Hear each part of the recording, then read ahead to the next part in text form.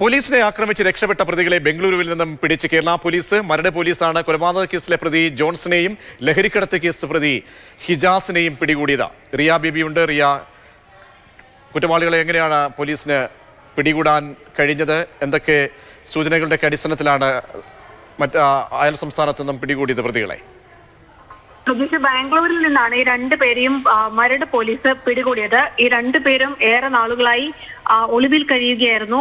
DCPക്ക് ലഭിച്ച ചില വിവരങ്ങളുടെ അടിസ്ഥാനത്തിൽ പ്രത്യേക സംഘം ബാംഗ്ലൂരിലേക്ക് എത്തുകയും അവിടെ നിന്ന് ഇവരെ പിടികൂടുകയുമായിരുന്നു. ബാംഗ്ലൂരിലെ ഒരു ഹോസ്റ്റലിൽ നിന്നുമാണ് പ്രതികളെ പിടികൂടിയത്. ഈ സമയത്ത് ഈ രണ്ടു പ്രതികളും അക്രമാസക്തരായിരുന്നു എന്നതാണ് പോലീസ് വ്യക്തമാക്കുന്നത്.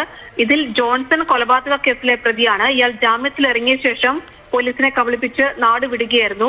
ഒപ്പം തന്നെ ഇയാൾ അതായത് മറ്റൊരു കേസിലെ കൂടി പ്രതിയാണ്. പോലീസ് സ്റ്റേഷൻ ആക്രമിച്ച കേസിലും പ്രതിയാണ്. ഈ ഹിജാസ് എന്ന് പറയുന്ന ലഹരിമരുന്ന് കടത്തുമായി ബന്ധപ്പെട്ട നിരവധി കേസുകളിലെ പ്രതിയാണ്.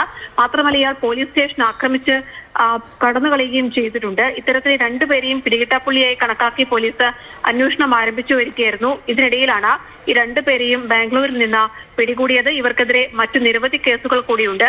ഇതുമായി ബന്ധപ്പെട്ട അന്വേഷണവും തെളിവെടുപ്പും അടക്കമുള്ള നടപടികൾ കൂടി പോലീസ് ആരംഭിച്ചിട്ടുണ്ട്.